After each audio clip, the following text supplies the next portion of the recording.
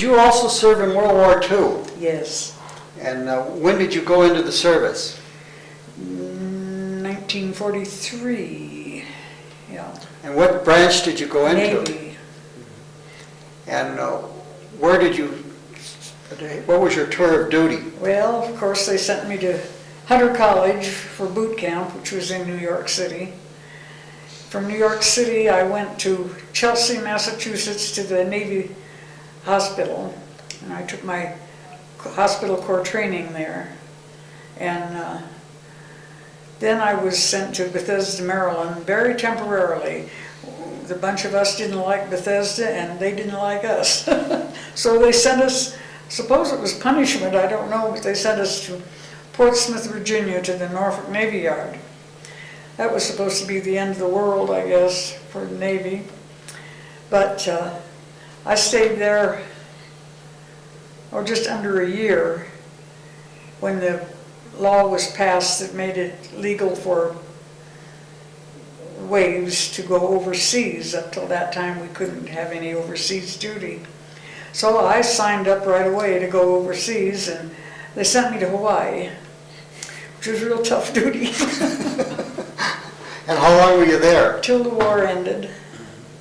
I was there when it ended. And what was your duty? I was a hospital corpsman. And what did that entail?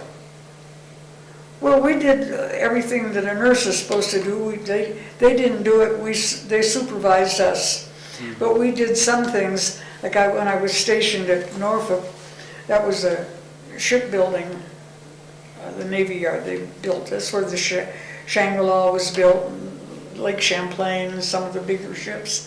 And we had civilian employees there that we had to take care of when they come in with a foreign body in their eye. If we could remove it with a wet swab, it was all right. We weren't supposed to use any instruments or anything. Supposed to get the doctor to do that. And if they had a bad cut, the doctor would tell you suture it. Well, nurses weren't allowed to do any of that stuff, but we did. Now, when you were in Hawaii, were you at a big hospital? A dispensary. What was it called? And what island were you on? It was the dispensary. Punane Naval Air Station Dispensary.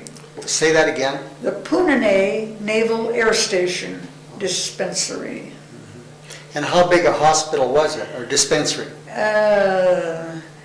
Let's see, I guess we had, when I first went there, we only had the one big ward that probably had 25, 30 beds in it. I couldn't say for sure. There might have been a few isolation rooms too, I'm not positive of that. And a surgery, and laboratory, and all the various things. So this treated the wounded from the Pacific Theater, right? Yeah. Mm-hmm. In the Navy? Mm-hmm. Navy? Yeah. Yeah. Was there anything unusual about that duty, or anything notable? No, not really. That was after all the danger had moved further east. They let us in. Mm. I don't know why they didn't want anything to happen to us. So before you had that duty, men did that same duty, is that right? Or did they have any nurses at all? They didn't over there in Hawaii. The nurses arrived about the same time we did. And that was why they finally got nurses. No, it was just the men, hospital corpsmen, that did it. They sent, let's see how many, I knew one time just exactly how many girls they sent that were hospital corps. I think there were 7 of us hospital corps waves that went to that dispensary, and they released 15 or 20 men for sea duty. Now, did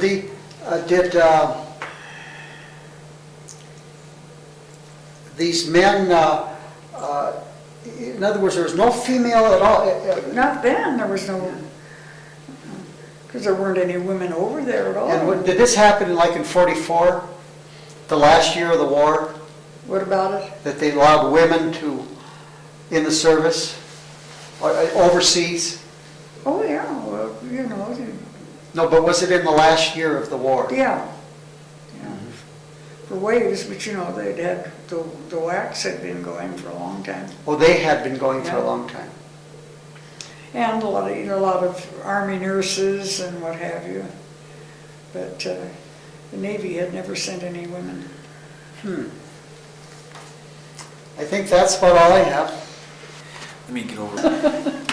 I'd like to ask you about that. Did you know Butter Driscoll? Mm-hmm. And what occasion did you have to know him? He was playing the Rialto basement at the time. I guess we called it Dugan's Cellar or what have you. What years would that be? What years? Ooh, well, it was during Prohibition, and he and Leo Pelletier were playing down there, and I guess they played after that. But I first knew him during Prohibition. So what was that like? We hear of the Rialto's basement. Was it? Well, it was the bar, dance floor, and some booths. And they were kind of over here in the piano. They had a little fence around them. And then how would you get in there? Did you come up? Would you go in there off Main Street, or how did you get into the bar? I still didn't know. How did you enter the bar?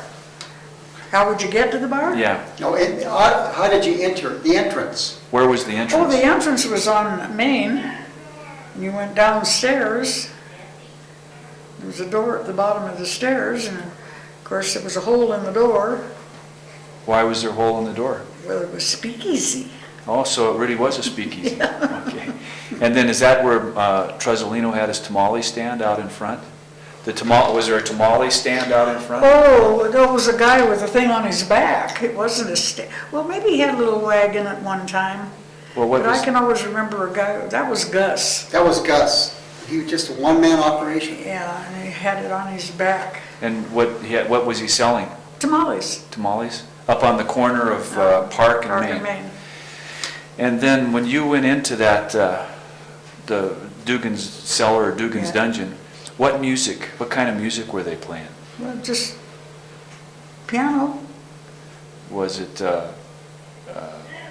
like I've heard of Ace in the Hole, for example, yeah. but what were some of the songs you remember? Well, of course, like you said, Ace in the Hole. And see, my mother would remember this much better than me. He had an Irish lullaby, not the one that Bing Crosby sang, but it was another one that your granddad used to sing. Driftwood? Driftwood? Driftwood, well, of course, Sentimental Rose. Rose? Driftwood. Yeah. And Was it either Driftwood or Sentimental Rose, or was it another one? I don't remember Sentimental Rose. Okay. I remember Driftwood, and I don't know if he ever did I'll Take Care of Your Cares. That was a old-time Butte song. And I know he had, and I don't remember, yeah, I did maybe once or twice after he got the place out on Harrison. I was out there maybe once or twice, but... Did he know you? Hmm? Did he know who you were? Did he know me? Yeah. Oh, probably, you know. So you could say hello to each Oh, other? yeah, oh, you bet, yeah. And then, do you remember the St. Francis? The St. Francis, you bet, yeah. What can you tell us about that? Well, you know where it is, down behind was the Palmy Cleaners at that time, the post office now. And I never did know what was on the right-hand side there, but, huh? Yeah, go ahead. But the left side was, I guess we walked into the dance floor, and the bar was at the back. And I don't remember about music being there. Must have been, because there was a dance floor. Was it a speakeasy? Was it a Oh, speakeasy? yeah, it was a And speakeasy. who ran that? Who played the music there? See, I can't remember that part. Did you ever go up to the Silver City?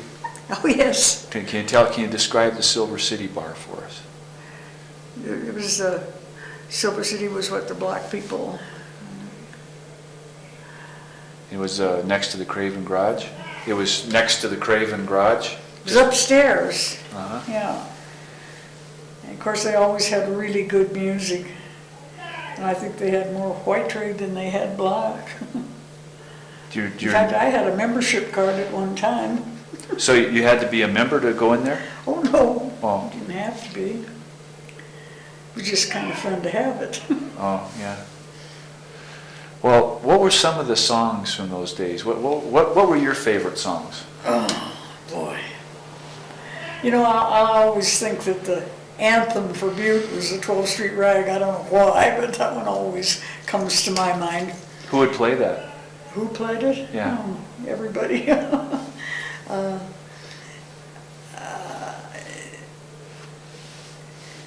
You know, you try to think of those things now. I should have had a list. Well, what'd you like to dance to?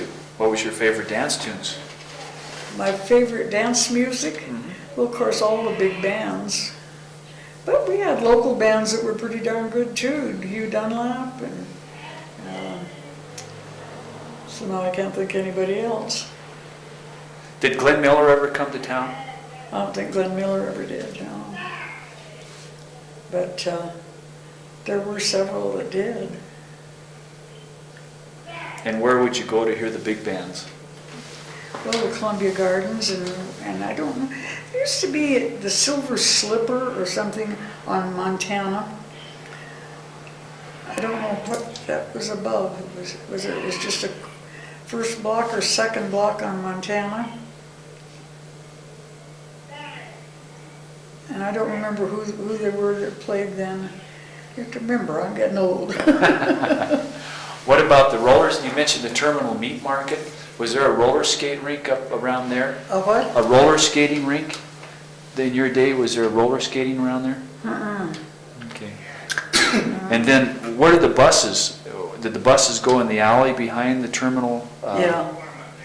So they had, you'd get on the bus in the alley? You went down from the terminal to the alley and the buses were parked there, yeah. Okay.